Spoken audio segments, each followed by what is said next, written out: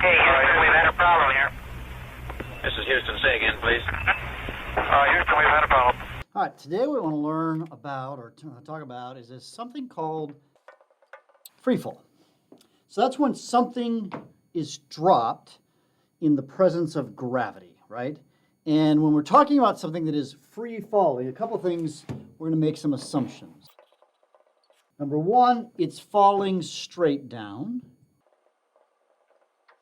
Number two, it all happens on the y-axis, right? We've been talking about moving in the x direction. Now we're talking about falling in the y direction. And the only thing that's really causing things to fall is something mysteriously called gravity. All right? Now, there's a misunderstanding amongst a lot of people about, not just about how gravity works, we're going to get to that later in the year, but there's a big misunderstanding about things that fall. Very famously, there was a hugely famous experiment that happened when the first Apollo mission landed on the moon.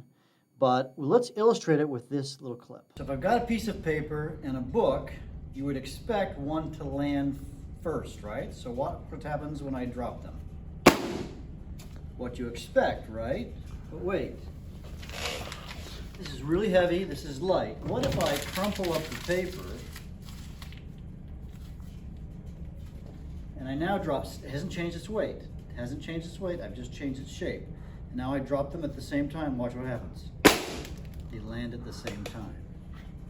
Now what happened on the moon was Galileo made a prediction. He says, if I have a rock and a feather and I drop them at the same time, in the absence of air, then what's going to happen is they're going to land at the same time, which we saw with the paper and the book. They will land at the same time. So in free fall, what you actually have is you have something basically called constant acceleration.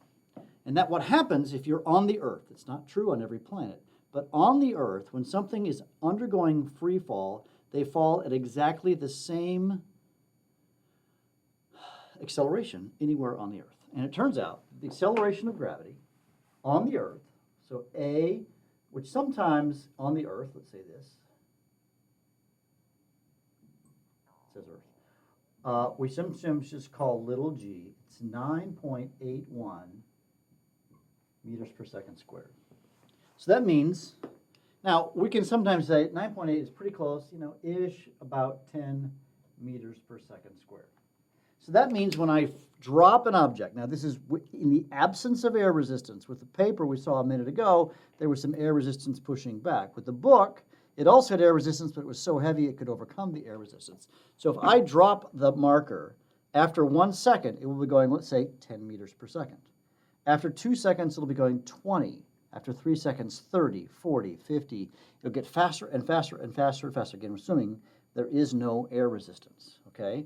And there often is, okay? When somebody jumps out of a plane, when they're skydiving, they free fall, and they're going to be getting faster and faster and faster at about 10 meters per second. But there is significant drag. You've probably seen the guys and gals doing the skydiving. They spread out. They can slow themselves down.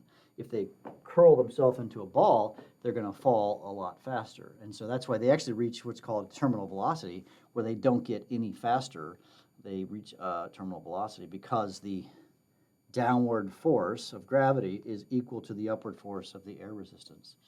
So we're going to be talking in free fall in a situation that we're going to call constant acceleration. But an important number to know is this 9.8. We usually see 9.8 meters per second squared, or, ballpark 10 meters per second squared.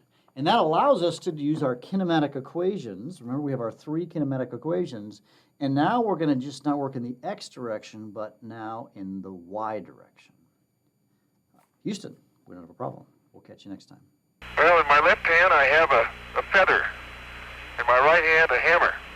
And I guess one of the reasons we got here today was because of a gentleman named Galileo a long time ago who made a rather significant discovery about falling objects in gravity fields. And we thought that where would be a better place to confirm his findings than on the moon. And so we thought we'd try it here for you. The feather happens to be appropriately a falcon feather for our falcon. And I'll drop the two of them here, and hopefully they'll hit the ground at the same time.